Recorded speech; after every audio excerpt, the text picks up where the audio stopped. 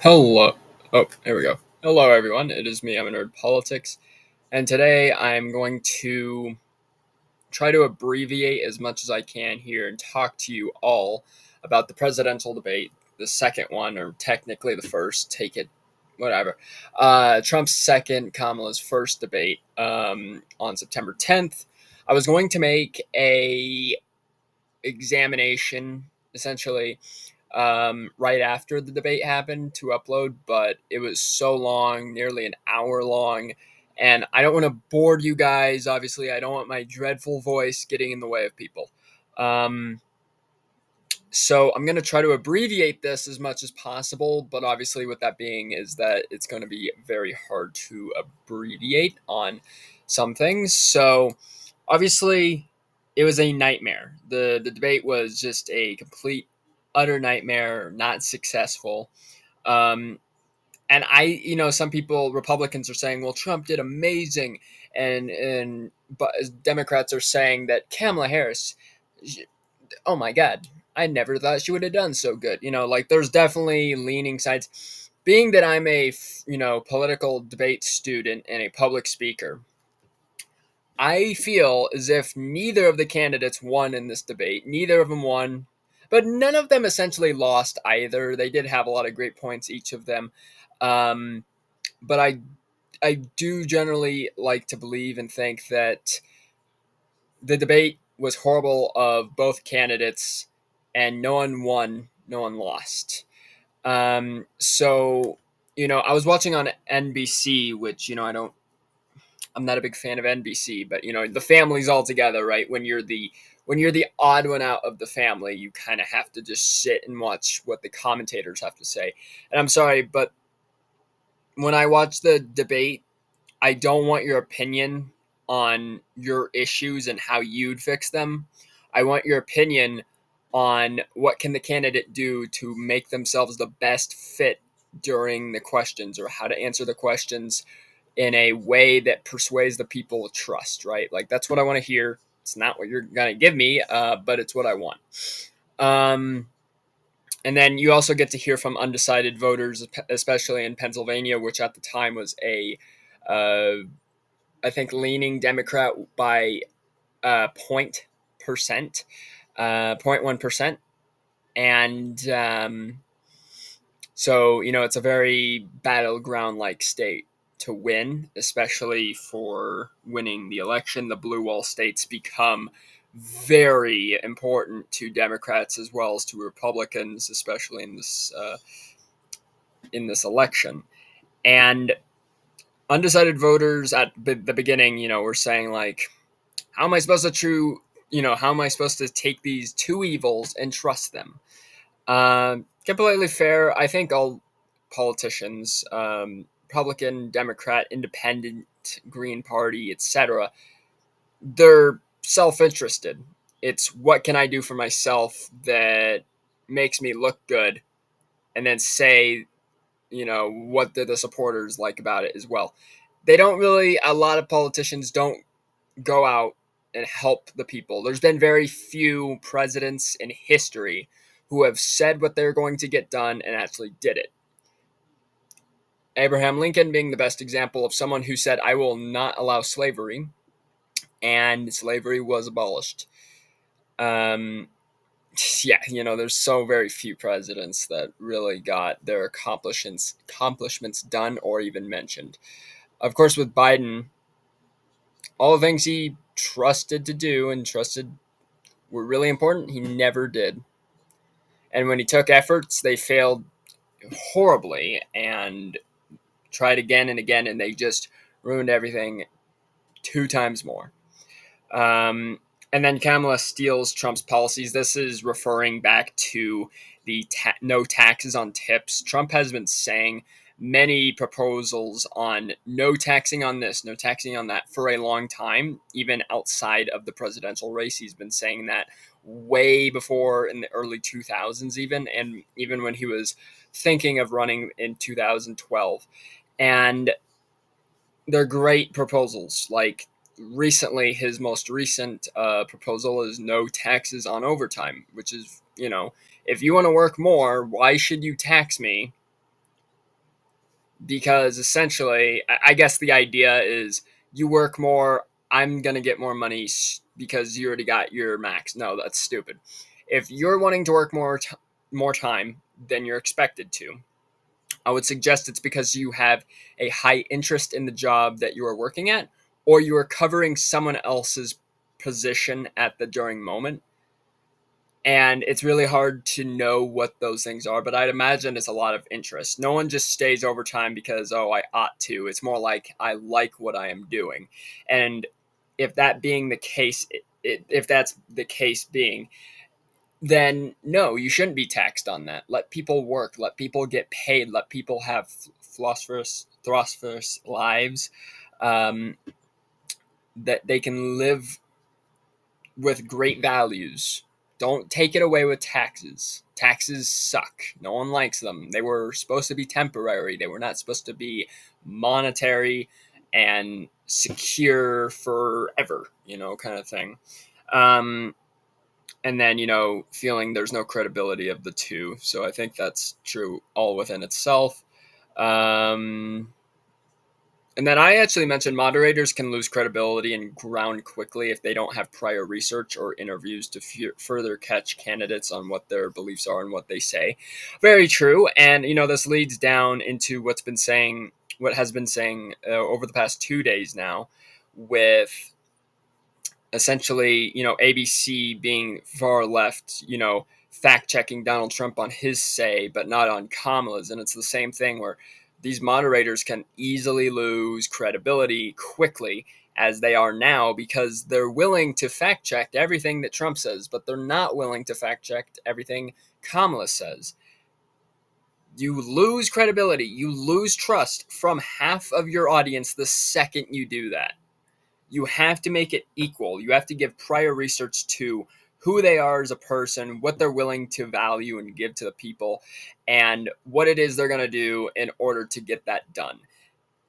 If you don't mention that, or you don't give further insight on who these people are and what they're trying to do, you lose credibility, you lose trust.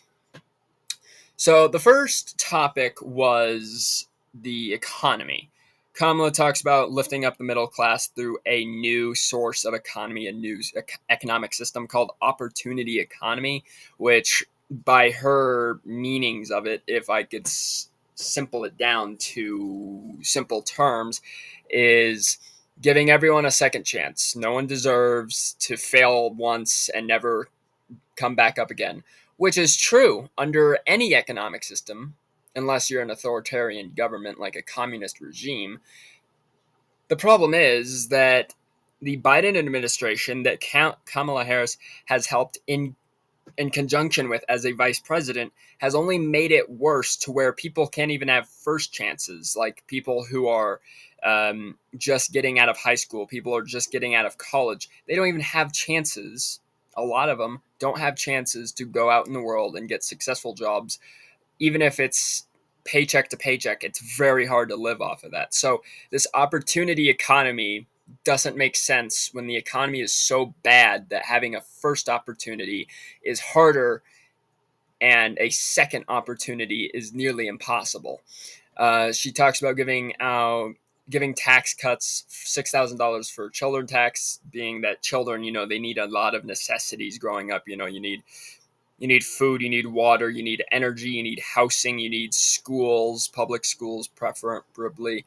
Um, you need, even baby things. You need toys. You need things of entertainment. You need things of education. You need things that will keep them living and keep them healthy, medicines even, right? So that's a very important thing here. So she's willing to bring up statistics, and that is something that I value as important, is that there hasn't been a debate for a long time, or at least since the 2012 election, where a candidate brought up statistic to statistic about how she's willing to help the economy.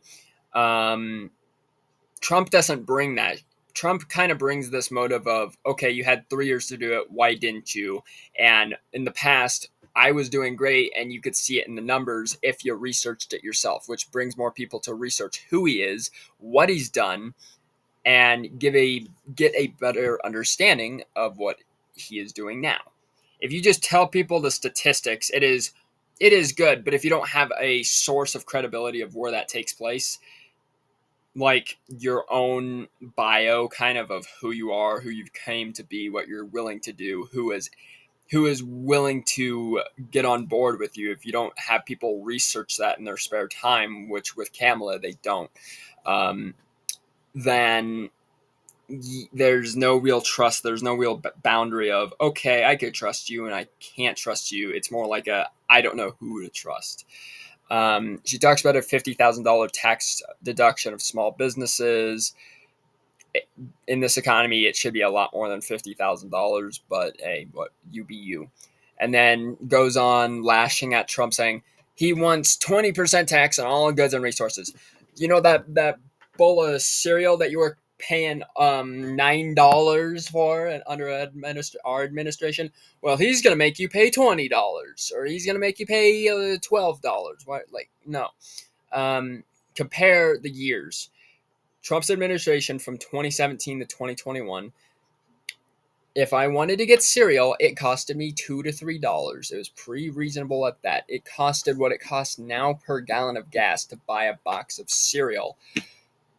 Now it costs sometimes $7 to $8, and that's just on normal, not even family-sized boxes, and that's super dependent, of course, of what the brand is, and also what state you are living in, what district you're in. That's very different. And the thing is, both of these candidates fail to answer the questions directly. They fail in this way because they don't answer questions directly. When a question is being asked on, how would you help the economy, la la la la la, or how are you going to deal with the border, yada yada yada, they don't answer it directly. They give their little tiny life story, or they give a preference of in the past this is what happened before, or they give this, this would have never happened, which is true with Trump. Like, this would have never been a question, would have never happened, that they not want, or whatever, right? True. But they don't answer the questions directly. They are so willing to detail themselves, but go around the main question and answer within the same topics. Besides Trump kind of goes all over the place, but brings up good points, but doesn't speak mainly to the main topics by order. And with Kamala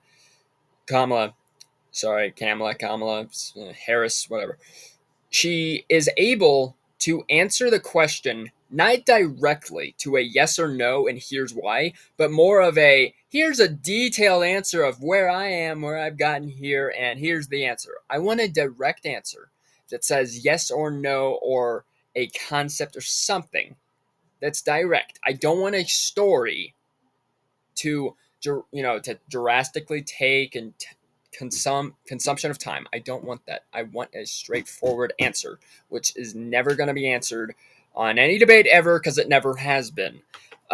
Trump talks about some kind of tariff on China. I can't really remember. I'm kind of writing these out really quickly.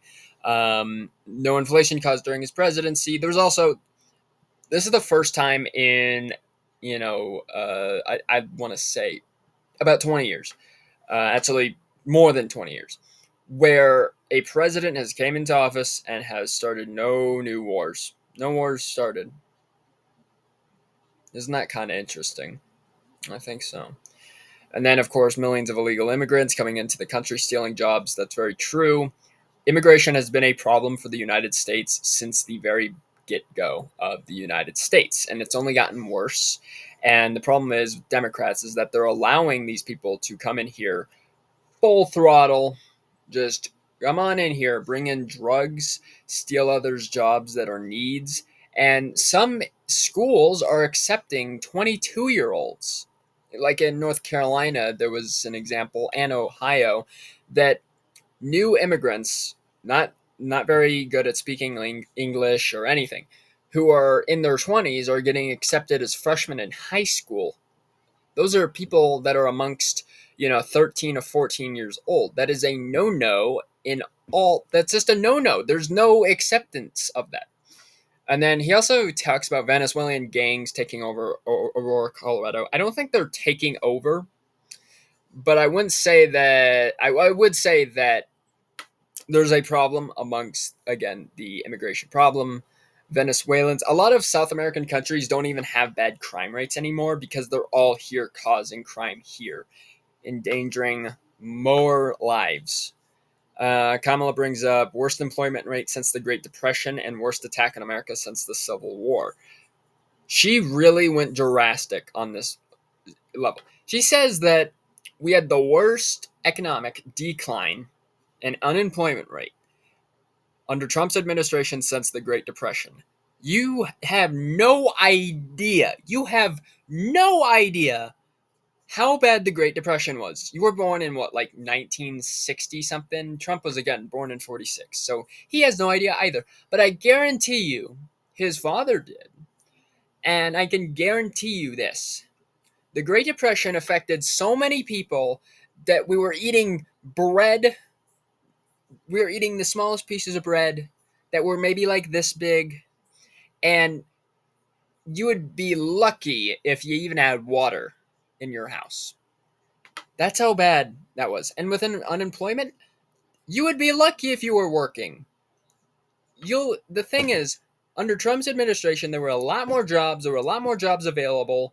A lot more jobs being created. That being the same still pretty much to this point as of 2024. Of course, we had some problems in 22 and 21. But you literally cannot say that his job doing was nearly as bad as the Great Depression because the comparison is so off. As well as he has brought the worst attack on American and the American people since the Civil War. The Civil War was horrible. And being that my family is all of indigenous of Native Americans, it was horrible for us way more than it was for Americans to get their land solved. That war, bad. A lot of people died, but we succeeded, right? That was the whole thing with the Civil Wars. We succeeded. There's been way more worse attacks on America directly. 9/11. 9/11's the biggest one, I think. 9/11 was, to me, a planned thing by the United States government, but I will speak about that in future reference. But I mean, that was horrible. There was nearly there might be actually 4,000 deaths, or there might be even 3 or 4,000 deaths. They don't even know the exact number. They want to say, oh, it's like 2,973, or it's 2,997, or it's 3,000. They don't know, but it's a lot of deaths. A lot of them recorded, of people jumping out of buildings, people calling them their lovers and their family, that I'm on a plane that's about to go bye-bye. And you just hear those and you cry. You want to cry because so many people died and there was so much infrastructure just killing people and just destroying everything. That was horrible. Donald Trump comes nowhere near as close. Nowhere close. And then also talks about Project 2025 being horrible. And then Trump says that he kind of owns the title to the project of 2025, but he's not writing out everything of what he's trying to do. He has a group of people who are writing out the goods and the bads. And then talks about COVID, the Spanish flu, this killed like 100 million people back in 1917, which was comparatively worse to the efforts that we did that killed less people in 2020 with COVID-19, right? And then I'm going to skip down to abortion. I really don't like to speak on abortion because I'm not a woman, so it feels not right for me to say. But I'm going to give you a little insight to how I feel about this. So Trump says abortion is possible up to the 9th month. That was only really possible due to the old Virginia governor, where, yeah, there was a whole speech. I remember seeing it on the news, and I know, take that with a grain of salt. I remember seeing it on the news where the old Virginia governor was talking about, hey, this 9-month-old kid, we'll decide what happens to him. We'll decide. And dead. Dead was the answer, which is horrible. Democrats being far radical, and then 52 years to make this question possible, pretty much like, Roe v. Wade. Um, and then saying should be decided amongst the states. That could, that could in turn being bad because it was the same thing that Monroe, not Sean Monroe, Jesus Christ, James Monroe, um, wanted people to decide based on the states, slavery good, slavery bad, and that went to the Civil War. So that this could indeed entail possibility of a war breaking out, possibly, but I can't say because there hasn't been any say yet. Kamala talks about, these things like people would be put, women would be put in prison even if it was for, rape, abuse, death, or, not aware of having a kid. And it's, you should have self over government. And I'm going to talk about this because the rest of it's kind of going back and forth. When it comes to me and abortion rights, I've talked about this. I've actually made speeches about this before that I've talked about in ELA before, is that you should have an abortion if you're going to die or you are a victim or you're a victim to rape, to incestual, behaviors done by other sickening people. I think that abortion is right to do when your life is in danger because it is self. That is all about self. There should be no reason why you should go to prison because you were victimized by anyone or that you have a chance of dying, literally dying with a kid. Um, there should be no reason to imprison you or to die for it. Have an abortion then. The only thing I disagree on is having an abortion because you feel like it or having an abortion because you think you're not ready yet. There is options to adopt. People seem to forget that. You can adopt, you can leave for adoption. It is way more ethical. Doing it because you feel like it is a horrible excuse.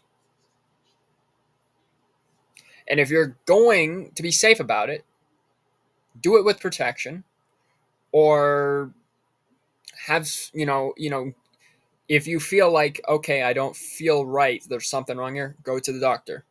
It's immediate response, right? Immediate response. Don't wait. Go. Find out your answer there and get the answers.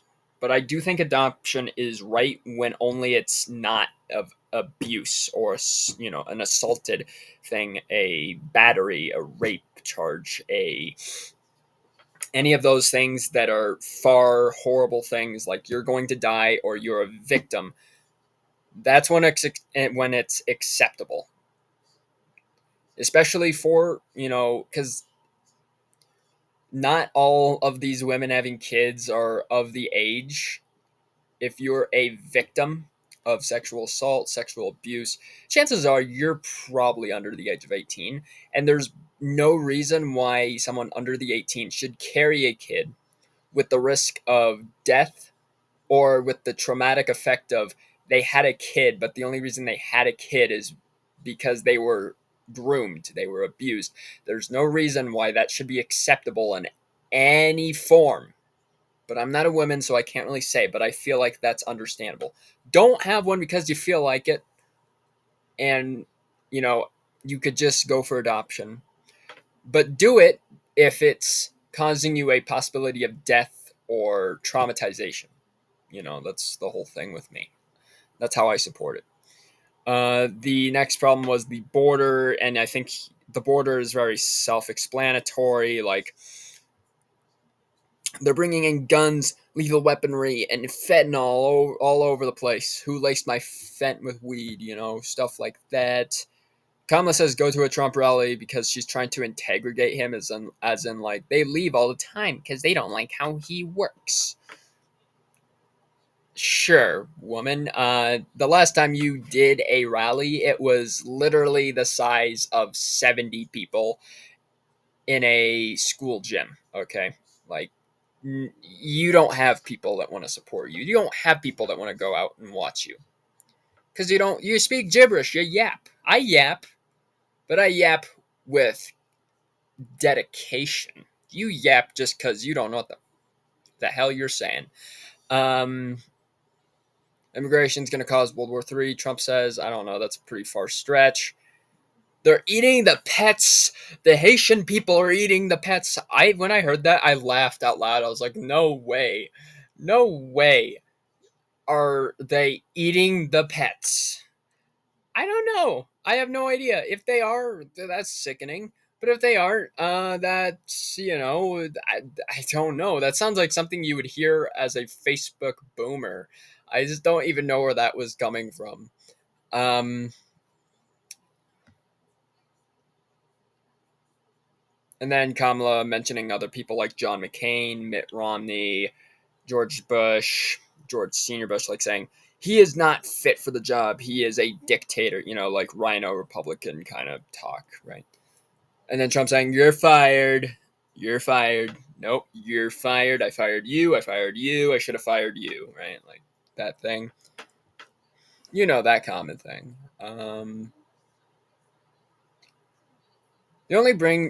Trump brings numbers up when it's like I had 75 million people support me in the 2020 race, which was the hugest for a sitting president, right? Like all that.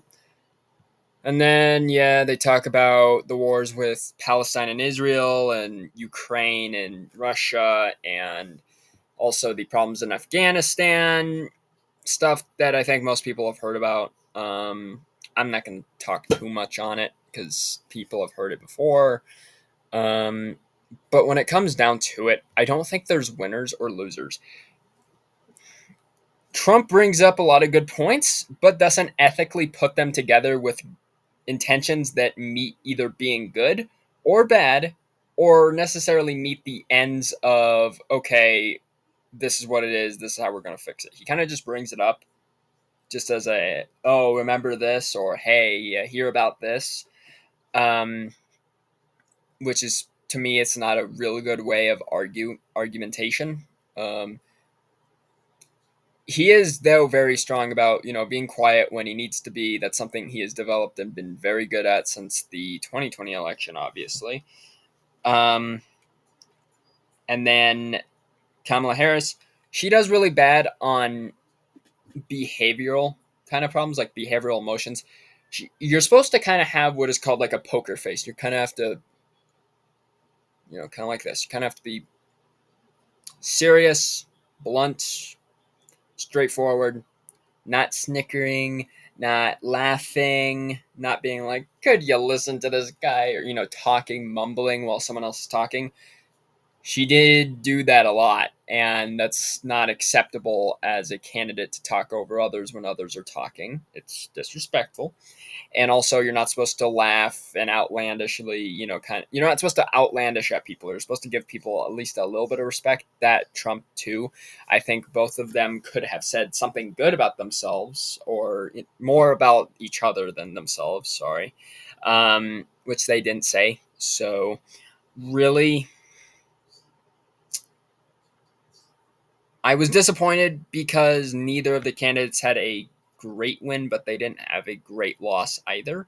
But the polls have gone up for Trump since then, even for independents not knowing who to vote for Trump. So it looks like a steady, more greater path for Trump to win, as he's also said, I'm not having another debate because Kamala saying she wants another debate to him is the essential to saying, I lost, I could be better, but you can't be because you lost. So, but that's kind of my abbreviated version of this. So if you guys liked it, please like and subscribe.